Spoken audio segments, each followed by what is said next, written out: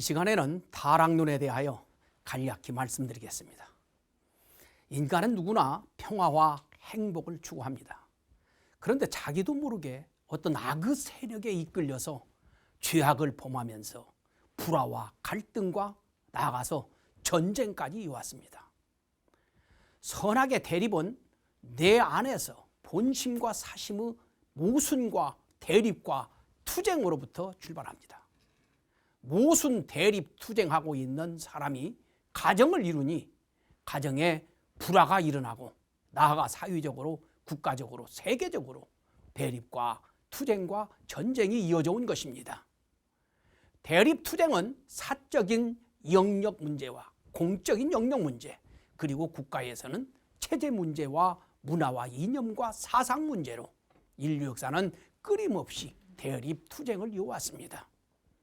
국가 세계의 투쟁과 전쟁의 출발점은 사실 갈등과 대립을 하고 있는 나 개인에서부터 출발한 것입니다. 인간의 마음속에는 이 본심과 사심이 갈등하고 대립을 하고 있습니다. 본심대로 선하게 살고 싶은데 어떤 악의 세력에 이끌려가지고 사심이 발동되어가지고 악을 범하게 됩니다. 본심대로 선하게 살았을 때는 행복을 이루게 됩니다. 그런데 이 악의 세력에 이끌려 악을 범하고 죄악을 범하게 되면 고통과 불행이 이루어지게 됩니다. 인간의 불행은 이쪽으로는 이 질병과 가난 때문일 것입니다. 이러한 것은 앞으로 과학이 더더욱 발전되게 되면 해결될지도 모릅니다. 그런데 이 내적인 죄악이 문제입니다.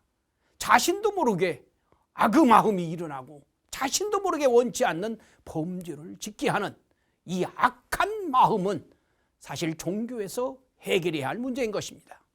그런데 지금까지 그 어떤 종교에서도 악의 세력인 이 사탄의 정체를 밝히 알려주지 못하고 있습니다. 인간이 죄악으로부터 자유로워지기 위해서는 이 사탄의 정체를 알아야 합니다. 그리고 인간 속에 뿌리를 깊이 밟고 있는 이 죄의 뿌리를 알아서 그 뿌리를 뽑아서 없애버려야 인간은 본심이 원하는 선한 생활을 할 수가 있는 것입니다. 세상에는 수많은 종교가 있고 또 경전이 있습니다. 대부분의 종교와 경전에서는 이 죄의 종류에 대하여서는 가르치고 있습니다. 죄의 뿌리를 가르쳐주는 경전은 오직 이 성경에서만 인간 죄악의 원인, 인간의 원죄, 죄의 뿌리를 가르쳐주고 있습니다. 고로 죄의 뿌리를 알아서 발본색원하여 죄에서 해방되고 자유로워지기 위해서는 종파를 초월하여 이 성경을 읽지 않으면 안 되는 것이지요. 수많은 죄가 있지만은 죄의 종류를 크게 대별해보면 기본적으로 자신이 살아오면서 지은 자범죄가 있고 자신도 모르게 연대적으로 지은 죄가 또 있습니다. 또한 조상들로부터 이어받은 유전죄가 있고 이러한 모든 죄가 일어나게 하는 근본적인 죄, 원죄가 있습니다. 쓸모없는 나무를 죽이려고 한다면 그 나무의 뿌리를 뽑아버려야 됩니다. 잎이나 가지나 줄기와 같다고 할 수 있는 자범죄, 연대죄, 유전죄까지 이거 완전히 청산하려고 한다면 죄의 뿌리를 알아서 그 뿌리를 뽑아버려야 합니다. 성경에서는 그 죄의 뿌리를 인간 시조가 선악과를 따먹은 것이다 라고 말하고 있습니다. 하늘 부모님께서 아담과 헤아를 창조하시고 그들에게 창세기 2장 17절에 선악을 알게 하는 나무에 달려있는 선악과는 따먹지 말라고 하셨습니다. 따먹는 날에는 정령 죽는다라고 하셨습니다. 그런데 에덴 동산의 들짐승 뱀이 해와에게 선악과를 따먹으라고 꼬였습니다. 결국 해와는 그 꼬임에 넘어가서 선악과를 따먹고 그와 함께한 아담에게도 주니까 아담도 따먹었다라고 그랬습니다. 그러므로 말미암아 그들은 에덴 동산에서 쫓겨났고 그때부터 수많은 죄들을 짓게 되었다라고 성경에서 말씀하고 있습니다. 그러니까 이 선악과가 무엇인가를 알아서 이 선악과만 안 따먹게 되면은 죄에서 해방되고 본연의 인간으로 나갈 수가 있는 것입니다. 그럼 선악과가 무엇일까요? 신학자들 중에는 선악과가 문자 그대로 또한 나무의 열매로 해석하고 있습니다. 그러나 선악과는 결코 문자 그대로 과일일 수가 없는 것입니다. 첫째로 이 윤리적으로 볼 적에 부모 되시는 하늘 부모님께서 자녀들이 따먹고 타락할 수밖에 없는 과실을 만들어 가지고 그 과일나무를 만들어 가지고 그들이 손쉽게 따먹을 수 있는 동산 가운데 두셨을 수가 없다라고 하는 것입니다. 두 번째로는 성서적으로 볼 적에 예수님은 마태복음 15장 11절에서 입에 들어가는 것이 사람을 더럽게 하는 것이 아니라 입에서 나오는 그것이 사람을 더럽게 한다라고 말씀하셨습니다. 선악과가 만약 과일이었다고 한다면 따서 입으로 넣었을 것인데 예수님은 입으로 들어가는 것은 죄가 되지 않는다라고 했으니까 선악과는 과일일 수가 없는 것입니다. 세 번째로는 과학적으로 볼 적에 인간의 원죄는 인간 시절로부터 지금까지 유전되어 나오고 있는데 먹는 과일이나 음식물은 원죄를 유전하는 요인이 될 수가 없다고 하는 것입니다. 유전은 오직 혈통을 타고만 내려오는 것이기 때문에 선악과는 유전학적으로 놓고 볼 적에 과일일 수가 없다고 하는 것입니다. 네 번째로는 가치적으로 놓고 볼 적에 선악과를 따먹으면 분명히 죽는다라고 하나님께서 말씀하셨기 때문에 아담과 해와는 그걸 알고 있었어요. 그럼에도 불구하고 아담과 해와는 죽음을 각오하고 선악과를 따먹었습니다. 사람이 무언가 먹는다고 하는 것은 생명을 유지하기 위함입니다.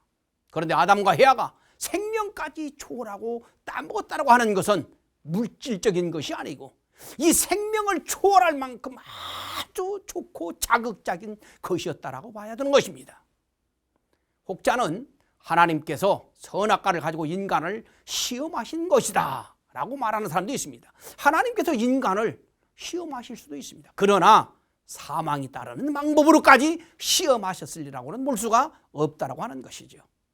그러므로 선악과는 물질이 아니고 생명에 대한 애착까지도 문제되지 않을 만큼 강력한 자극을 주는 그 무엇임에 틀림이 없는 것입니다. 성경에는 주요한 많은 부분이 상징이나 비유로 기록되어 있습니다. 요한복음 16장 25절을 보면 예수님께서 비유로 말씀하셨는데 때가 되면 밝히 이르리라 하셨고요. 마태복음 13장 34절을 보면 예수님께서 비유로만 말씀하셨다라고 하셨습니다. 이처럼 성경에 주요한 부분이 비유로 상징으로 되어 있는 것처럼 인간이 따먹고 타락한 선악과도 비유로 기록해 놓은 것입니다. 성경은 인간이 타락한 후에 기록되었습니다. 만일 죄의 뿌리를 사실적으로 그대로 기록해 놓으면 사탄이 가만히 있겠습니까? 벌써 없애버렸죠. 그래서 인간의 원죄를 비유와 상징으로 기록한 것입니다. 그럼 선악과는 무엇을 비유한 것일까요? 선악과는 선악을 알게 하는 나무에 달린 열매입니다. 고로 선악과를 알기 위해서는 선악을 알게 하는 나무를 먼저 알아봐야 합니다. 그런데 선악을 알게 하는 나무는 성경에 2번밖에 나오지 않았어요. 알아보기가 참 어렵습니다. 그런데 성경 창세기 2장 9절에 선악을 알게 하는 나무는 생명나무와 같이 있었다라고 하였습니다. 나란히 같이 있었던 생명나무는 성경에 매우 많이 나옵니다. 고로 나란히 같이 있었던 생명나무를 알게 되면 선악을 알게 하는 나무도 알 수 있는 것이죠. 요한계시록 22장 14절을 보면 모든 신약시대 성도들의 소망이 생명나무에 나가는 것이라고 말씀하고 있습니다. 잠언서 13장 12절을 보면 구약시대 사람들의 소망도 역시 생명나무가 되는 것이었습니다.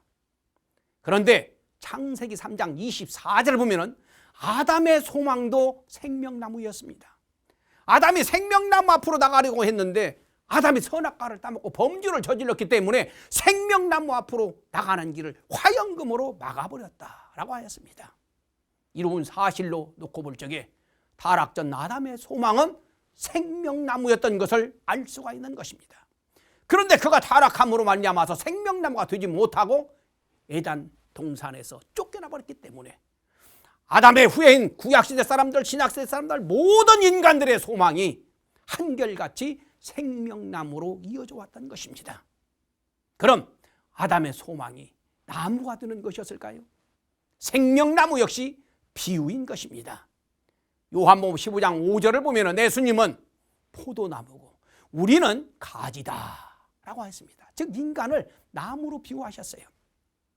로마서 11장 17절에서도 예수님은 참 감람나무이고 타락한 인간은 똘감람나무다 라고 그랬습니다. 그래서 타락한 인간은 예수님께 접붙임을 받아야 한다, 이렇게 인간을 나무로 비유하였습니다. 그럼 아직 미완성한 아담이 완성을 향하여 나가던 때의 그 소망은 무엇이었을까요? 그것은 당연히 하늘 부모님의 창조 이상을 완성한 남성이 되는 것입니다. 그리고 생명나무는 하늘 부모님의 창조 이상을 완성한 아담, 즉 완성한 남성을 비유한 것입니다. 하늘 부모님께서는 에덴 동산에 아담만을 창조하신 것이 아니라 그의 배필로서 해와도 창조하셨습니다. 고로 동산 가운데에 창조 이상을 완성한 남성을 비유하는 나무가 있었으니 그와 똑같은 여성을 비유하는 또 하나의 나무가 있어야 합니다. 그것이 바로 창세기 2장 9절에서 생명나무와 나란히 같이 있었다고 기록하고 있는 선악을 알게 하는 나무인 것입니다. 고로 선악을 알게 하는 나무는 하늘 부모님의 창조 이상을 완성한 여성, 즉 완성한 해와를 비유한 것입니다. 그렇다면 선악과는 무엇입니까? 여자에게 달려있는 열매가 되는 것입니다. 인간은 선악과를 따먹고 타락했는데 그 선악과가 바로 여성에게 달려있는 열매인 것입니다. 그럼 여성에게 달려있는 열매가 무엇일까요? 우리는 선악과를 알기 전에 먼저 알아야 할 것이 있습니다. 선악과가 있었어도 뱀이 꼬이지만 않았으면 인간은 결코 선악과를 따먹지 않았을 것입니다. 고로 인간을 꼬여서 타락하게 만든 뱀이 바로 사탄이고 마귀인 것입니다. 그래서 이 뱀의 정체를 먼저 알아봐야겠습니다. 창세기 3장 4절 5절을 보면 인간을 꼬여서 타락하게 한 뱀에 대하여 나옵니다. 그런데 이 뱀은 인간과 대화, 이 담화를 할 수 있었습니다. 그리고 인간을 꼬여서 타락시킬 만큼의 대단한 지혜가 있는 존재였습니다. 또 이 뱀은 선악과를 따먹지 못하도록 말씀하신 하늘 부모님의 뜻을 알고 있었습니다. 뜻을 알고 있었기 때문에 선악과를 따먹지 말라라고 물어봤던 거예요. 그리고 이 뱀의 본적지를 알아봤더니 계시록 12장 9절에 하늘에서 큰 용이 되어 쫓기니 앱뱀 곧 마귀요 사탄이라고 하였습니다. 본래 그 처소가 하늘이었던 것입니다. 그런데 이 뱀은 지금도 시간과 공간을 초월하여서 인간의 심령을 지배하고 있으면서 인간으로 하여금 죄를 짓도록 지금도 충동하고 있습니다. 이처럼 영적인 인간을 타락시키고 영적인 인간과 대화를 하고 하늘의 뜻을 알고 있었으며 본적지가 하늘이었던 존재로서 지금도 시공을 초월하여 인간을 죄악으로 끌어내고 있는 존재는 파충류 뱀일 수가 없는 것입니다. 인간과 비슷한 영적인 존재, 즉 영물이어야 한다고 하는 것입니다. 고로 뱀은 문자 그대로 뱀이 아니고 본래는 선한 목적으로 창조된 존재가 타락하여서 사탄이 된 어떤 영적인 존재를 뱀으로 비유해 놓은 것입니다. 그럼 뱀으로 비유된 영적인 존재는 누구일까요? 에덴 동산의 영적인 존재는 하늘 부모님과 아담과 해와와 천사뿐입니다. 그런데 하늘 부모님과 아담과 해와는 모두 피해자의 입장입니다. 그렇다면 남은 영적 존재는 천사밖에 없습니다. 바로 천사를 뱀으로 비유한 것입니다. 지금까지 인간들은 천사를 아주 선하고 아름다운 존재로만 알아왔습니다. 그런데 베드로 후서 2장 4절을 보게 되면 하늘 부모님이 범죄한 천사를 용서치 아니하시고 어두운 지옥에 던져두셨다라고 하는 기록이 있습니다. 그러니까 천사 중에도 죄를 지은 천사가 있다라고 하였습니다. 그럼 천사가 무슨 죄를 지었는가를 알아봤더니 유다서 1장 6절을 보니까 자기 처소를 떠난 천사들을 소돔과 고모라와 그 이웃들도 저희와 같은 모양으로 다른 색을 따라가다가 영원한 불로 형벌을 받았다라고 하였습니다. 바로 천사가 간음죄를 지었다라고 하였습니다. 많은 죄가 있지만은 이 간음죄만은 필히 상대가 있어야만이 성립이 됩니다. 고로 이 천사의 간음의 상대가 있어야 하는데, 천사는 뱀으로 비유되었거든요. 뱀이 인간 시조 해와를 꼬였거든요. 고로 이 천사의 간음의 상대가 인간이 될 수 있다고 하는 사실입니다. 그래서 인간 시조는 구체적으로 무슨 죄를 지었는가를 알아봐야 하겠습니다. 창세기 2장 25절을 보면은 범죄하기 전 아담과 해와는 몸을 가리지 않은 상태로 있었지만은 부끄러워하지 않았다라고 하였습니다. 그러나 그들이 타락한 후에는 창세기 3장 7절을 보니까 벗은 것을 부끄럽게 생각하면서 무화과 나무 잎으로 치마를 하였다. 치마를 왜 해요? 하체를 부끄러워 가린 거예요. 인간은 본성적으로 허물을 가리도록 되어 있습니다. 그런데 아담과 해와가 선악과를 따먹은 후 손이나 입을 가리지 않고 하체를 가렸다고 하는 사실은 그들의 하체가 허물이 되었고 하체로 죄를 지었다고 하는 것을 반증해 주고 있는 것입니다. 욥기 31장 33절을 보면 내가 언제 아담처럼 내 죄악을 품에 숨겨 허물을 가렸던가 라는 말씀이 나옵니다. 아담이 가린 그 부분으로 죄악을 저질렀고 허물이 되었다라고 말씀하고 있는 것입니다. 이 말씀은 아담 해와가 하체로 범죄를 저질렀다는 것을 결정적으로 증언하고 있는 말씀입니다. 하체로 범죄를 저질렀다는 것은 음란죄를 지었다라는 것이죠. 인간 시조는 뱀으로 비유된 천사의 꼬임에 빠져가지고 간음죄를 지은 것입니다. 이처럼 인간은 뱀으로 비유된 천사와 행음 관계에 의하여 타락되었기 때문에 예수님께서는 타락한 인간들을 향하여 요한복음 8장 44절에 너희는 너희 아비 마귀에게서 났으니 너희 아비의 욕심을 너희도 행하고자 하느니라 라고 말씀하셨습니다. 마태복음 12장 34절과 마태복음 23장 33절에서도 타락한 인간들을 향하여 독사의 자식들이라고 하였던 것입니다. 이 천사를 뱀으로 비유했기 때문에 독사의 자식들이라고 하였던 것입니다. 이러한 사실로 볼 적에 선악과는 해와의 사랑, 여성의 생식기를 의미한다는 것을 알 수가 있는 것입니다. 해와는 하늘 부모님을 중심한 사랑을 하여서 선의 자녀를 번식했어야 했는데 이 사탄이를 중심한 사랑을 해가지고 악의 자녀를 번식한 것입니다. 해와는 선의 열매도 맺을 수 있고 악의 열매도 맺을 수 있었습니다. 그래서 그 해와의 사랑을 선악과라고 하였고 해와를 선악을 알게 하는 나무다 라고 비유로 말씀하신 것입니다. 해와는 하나님을 중심한 선의 사랑으로 선한 과일, 선과를 따먹고 선한 혈통을 번식했어야 했는데 사탄의 유혹을 이기지 못하고 사탄을 중심한 악의 사랑으로 악한 열매, 악과를 따먹고 악의 혈통을 번식하여서 죄악의 가정과 민족과 국가와 세계를 이루게 된 것입니다. 고로 죄의 뿌리, 이 원죄는 인간 시조가 뱀으로 표시된 천사와 불륜한 혈연관계를 맺은 것입니다. 그리하여 악의 혈통을 번식하게 된 거예요.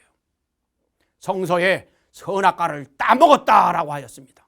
따먹었다라는 말은 혈연관계를 맺었다라는 의미를 가지고 있고 사탄의 혈통을 이어받았다라는 것을 또 의미하고 있는 것입니다.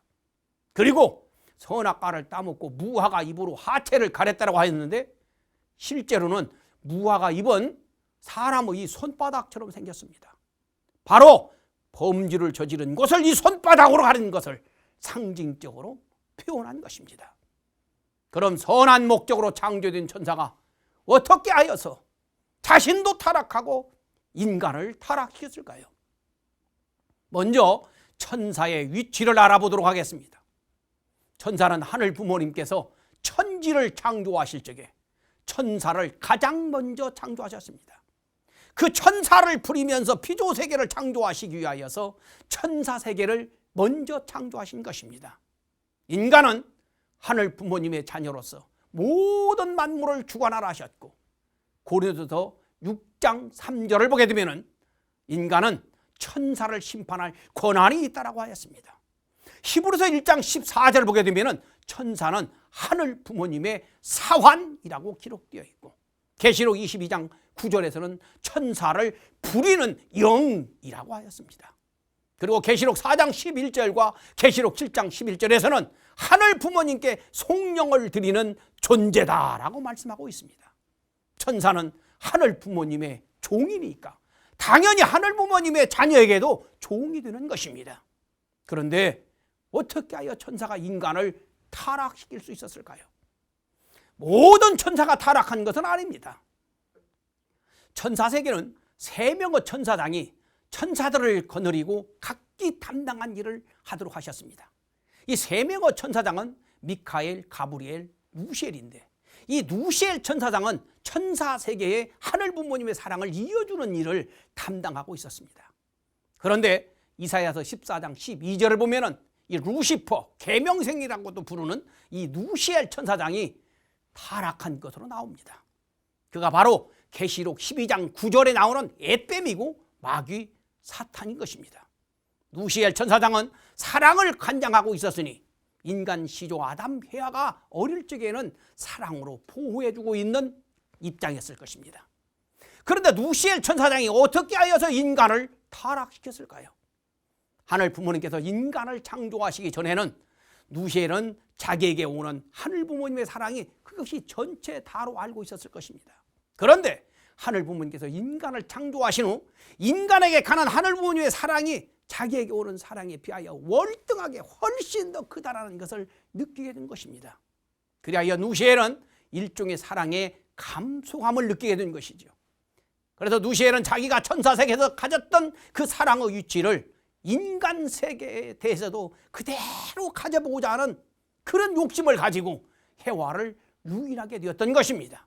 이것이 바로 영적 타락의 동기가 됩니다. 이렇게 사랑에 대한 과분한 욕망으로 인하여서 자기의 위치를 떠난 그 누시엘의 유혹을 받은 해와는 하늘 부모님을 절대적으로 믿고 누시엘의 말을 듣지 말았어야 합니다. 그런데 해와는 뱀으로 비유된 누시엘 천사장이 하늘 부모님과 같이 눈이 밝아진다라고 유혹하니까 거기에 넘어가 버렸고, 때 아닌 때의 끝을 바란 해와가 누시엘과 상대 기준을 조성해서 수수작용을 하게 됨으로 말미암아서 비원리적인 사랑의 힘은 그들로 하여금 영적인 불륜한 행음 관계를 맺게 만들었던 것입니다. 이것이 바로 해와가 영적인 타락을 하게 된 동기가 되는 것이죠. 인간과 영물과의 사이에서 느끼는 모든 감성은 실체적인 존재 사이에서 느끼는 그 감성과 조금도 다르지 않습니다. 창세기 19장 5절을 보게 되면 인간들이 천사를 보고 색정을 일으켰다라는 내용이 나옵니다. 그리고 지상의 사람들 가운데서도 영인들과 결혼 생활을 하고 있는 경우가 많이 있는 것을 보아서도 지상인과 영적인 존재와의 성적인 관계는 가능하다라는 것을 알 수가 있는 것입니다. 창조 원리에 의하면 사랑으로 일체를 이루게 되면 서로 상대의 요소를 주고받도록 되어 있습니다. 그래서 해와는 누시엘과 성적으로 일체를 이루었을 적에 타락한 누시엘의 그 악한 요소들을 그대로 다 이어받은 것입니다. 해와는 하늘 부모님의 창조 목적을 거역하고 타락함으로 말미암아서 양심에 엄청난 가책이 일어나서 불안과 공포심이 막 생겨났을 것입니다. 그러면서 이 사랑의 눈이 밝아졌기 때문에 가만히 보니까 자기 창조 본연의 상대자는 천사가 아니고 아담이라는 새로운 지혜를 얻게 된 것입니다. 그래서 해와는 불안과 공포심을 면하고 자기 원리적인 상대인 아담과 일체를 이루어서 하늘 부모님께 다시 서고 싶은 그런 마음을 가지고 아담을 유인하게 된 것입니다. 이것이 육적 타락의 동기가 됩니다. 타락한 해와 입장에서 볼 때 아직 타락하지 않은 아담은 그가 하늘 부모님 앞으로 나갈 수 있는 유일한 소망의 대상이었기 때문에 해와는 천사장이 자기를 유혹한 것처럼 아담을 유혹한 것입니다. 아담은 자신을 유혹하는 해와를 상대하지 말고 하늘 부모님의 말씀을 기억하고 따랐어야 합니다. 그런데 아담은 해와의 유혹에 넘어가서 창조 본연의 위치를 떠나가지고 불륜한 육적인 성적 관계를 맺은 것입니다. 이처럼 아담은 해와와 성적으로 일체를 이루므로 해와가 누실로부터 이어받은 악한 모든 요소를 그대로 아담도 이어받았고 이것을 후손들에게 유존시키게 된 것입니다. 해와는 타락되었다 할지라도 아담만이라도 타락한 해와를 상대하지 않았다라고 한다면 음란의 혈통은 유전되지 않았고 해와에 대한 복귀는 매우 용이했을 것입니다. 그런데 아담마저 타락함으로 말미암아서 죄가 유전되고 복귀 섭리가 참으로 어렵게 된 것입니다.